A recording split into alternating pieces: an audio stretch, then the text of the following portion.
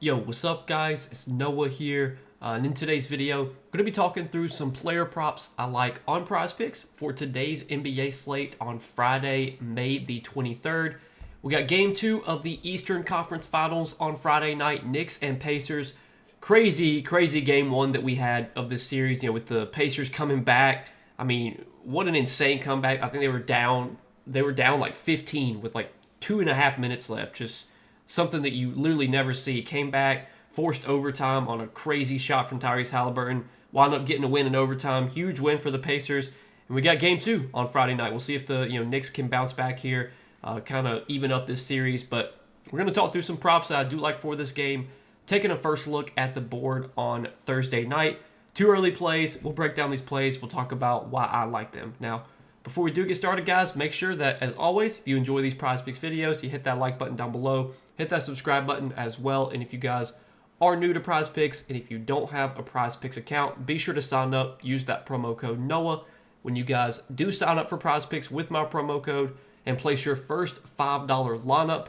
You're going to get $50 instantly added to your account, $50 in promo funds, money that you can use to play lineups. Hopefully you win money off those lineups, and that money is credit, which you can continue to play with or you can withdraw.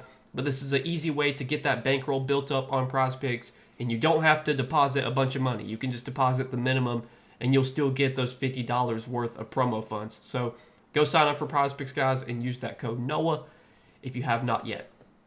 And then I do also want to shout out Sleeper, because we do have a partnership with Sleeper as well. If you guys want to sign up for Sleeper, you can do so using promo code NOAH, and you'll get your first deposit matched up to $100. So whatever you put in, Sleeper will match that up to $100. You put in 50, they'll give you an additional 50. You put in 100, they'll give you an additional 100. Pretty self-explanatory. And if you don't know what Sleeper is, they're a DFS pick'em app, very similar to Prizepicks, where you pick more or less on player projections. You build out your lineup. You can do multi-sport lineups on Sleeper. You can win up to 100x your money.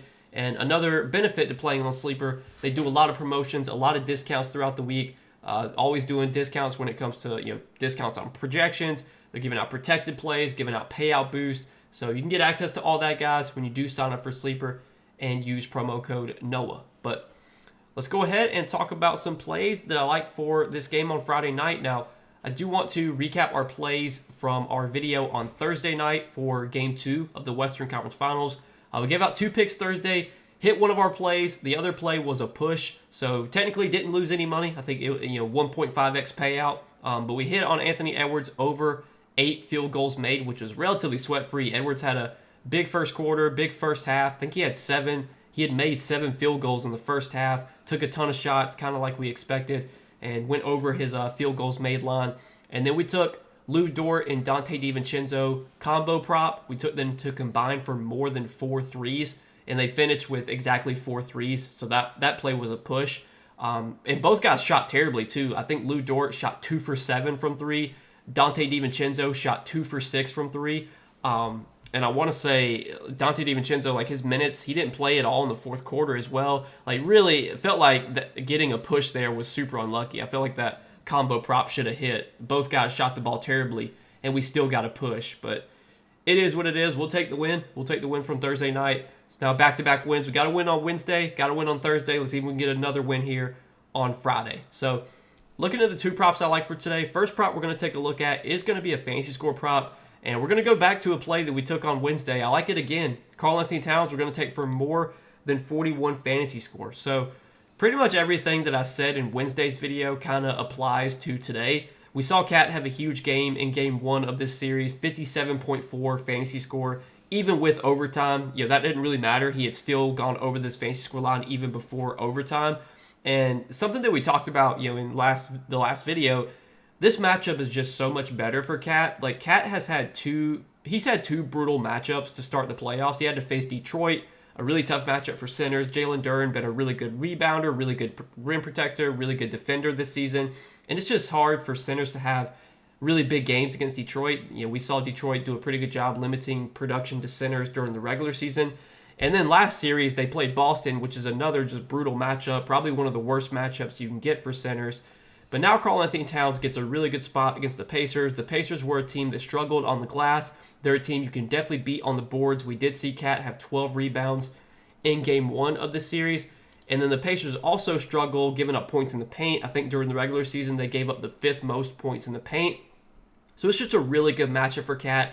Cat was really good in this series. When these two teams played during the regular season, I believe he did go over this fantasy score line in all 3 games versus the Pacers during the regular season.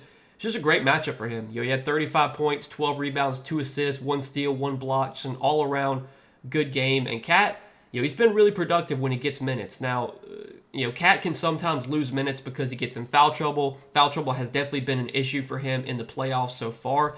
But I think it shouldn't be an issue for him in this series against the Pacers. He's probably going to be guarding Miles Turner for a lot of his minutes. Miles Turner, not a big man that really draws fouls much at all. He's just out there to count. He spaces the floor. He shoots a lot of threes. So this is definitely a series where I think Cat should be able to avoid fouls. Minutes should be pretty full. He played 39 minutes in game 1. Obviously got a little bit of extra minutes because of overtime, but even before overtime, I think he played like 35 minutes.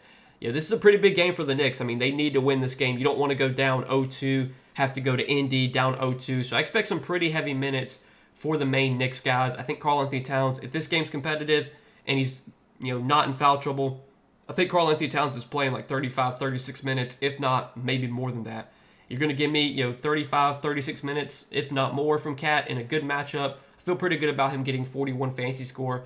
Cat's a guy that he's productive when he gets minutes. Average 1.34 fantasy points per minute in the regular season. So far in the playoffs, his minutes have been a little bit down. His fantasy production has been a little bit down, 1.1 fantasy points per minute. But again, I think a large reason why his points per minute have been down in the playoffs is just because he's had such tough matchups. But that's going to be the first play we take for today. And then the other play that I like is a PRA prop. And we're going to take Thomas Bryant for less than 6.5 PRA. So Thomas Bryant so far in the playoffs, he's just kind of been getting like 10 to 15 minutes most nights. Some nights he'll play a little bit more, but more times than not, he's kind of kept in the 10 to 15 minute range. So in game 1 of this series, he did play 13 minutes. He actually got some extended run in the 4th quarter. This was something that I don't think really many people expected. So if you look in the first half, Thomas Bryant played only 4 minutes in the first half. He subbed in with 4 minutes left in the first quarter, played the final 4 minutes of the first quarter, and then he didn't play at all in the second quarter. And then in the third quarter, he subbed in with about 3 minutes left and played about, pretty much the final 3 minutes of the third quarter. Started the 4th quarter and got a small stint, played like a minute and a half in the 4th quarter. And then he subbed out, but then he subbed back in with like 7 minutes left. Miles Turner actually got benched in the 4th quarter just because I think he was just not really playing well. He actually only played Miles Turner only played like 2 minutes in the 4th quarter. They brought Thomas Bryant back in with like 7 minutes left in the 4th quarter, which I don't think is something that you really ever see them do. It's very rare to see Thomas Bryant getting minutes late in the 4th quarter unless it's like a blowout. So I'm not convinced Thomas Bryant plays 13 minutes again. I think he could definitely be around like that 9 to 10 minute range. And even with him getting 13 minutes last game, he still went under this PRA line, had 6 PRA. This is a really bad matchup for Thomas Bryant. Like the way that Thomas Bryant produces is from like getting rebounds, getting putbacks. And the Knicks are a great rebounding team. They're one of the best rebounding teams in the league. The Knicks are a team that, they don't give up a lot of points in the paint. Mitchell Robinson's a great rim protector. And, since Bryant's coming off the bench, a lot of his minutes are going to match up with Mitchell Robinson, if not like all of his minutes. So when he's going to be guarded by Mitchell Robinson, like he's just not going to be able to get a lot of easy buckets. It's just a really bad matchup for Thomas Bryant. And so far this postseason, he's gone under this line in a large majority of his games. He's only gone over this PRA line in 3 games so far this playoffs. One of the games where he went over this line, he played 21 minutes, which I think is very unlikely to happen unless this game's just like a huge blowout or something and he gets like extended run in garbage time, which even if this game does blow out, I don't know if Thomas Bryant would play in garbage time. He might, but they might play somebody else. Either way, just think this is a bad matchup for Thomas Bryant. He got 13 minutes last game, but I'm not quite sure we can expect that many minutes again. I think 9 to 10 minutes is more of a reasonable projection for him.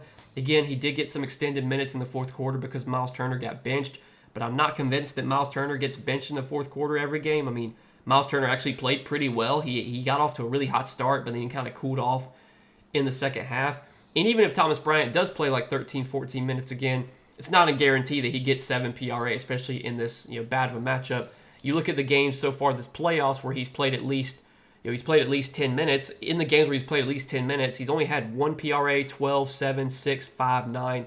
So, I mean, he's still gone under this line in 3 out of 6 games playing over 10 minutes. And there's been a bunch of games where Bryant's only played 9 minutes, 8 minutes, 8 minutes, 6 minutes. So the minutes are not guaranteed by any means for Bryant. He's just going to basically get like scraps, anywhere from like 7 to 10 minutes, maybe a little bit more, maybe a little bit less. But the matchup's pretty bad for him, especially with how he likes to produce.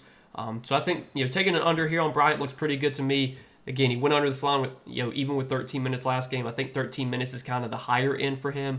I would expect him to be down, a little bit below that number most games.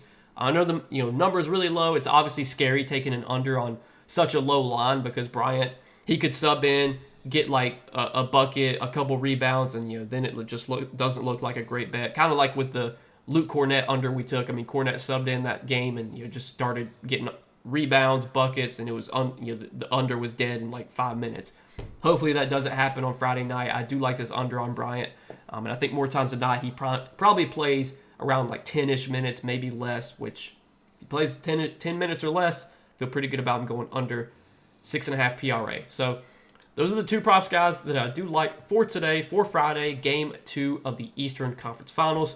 We're going to take Karl-Anthony Towns for more than 41 fantasy score and Thomas Bryant for less than 6.5 PRA. So 2 plays. Let's try and go 2-0 here and keep up this little win streak. Gotta win on Wednesday. Gotta kind of like a partial win on Thursday since our plays on Thursday, one was a hit, one was a push.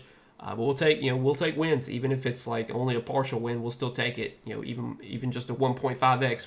It's better than losing. So, but yeah, let's see if we can go 2-0 here, guys. Hit both these plays for Friday. Appreciate your support, guys. Appreciate you guys watching these videos. As always, make sure that you hit that like button down below. If you do enjoy these Prizepicks videos, hit that subscribe button as well. And before you do get out of here, if you have not signed up for Prizepicks yet, go use that promo code NOAH when you do sign up. Get get $50 instantly added to your account when you play your first $5 lineup. But good luck tonight, guys. Let's win some money, and I will see you guys in the next video.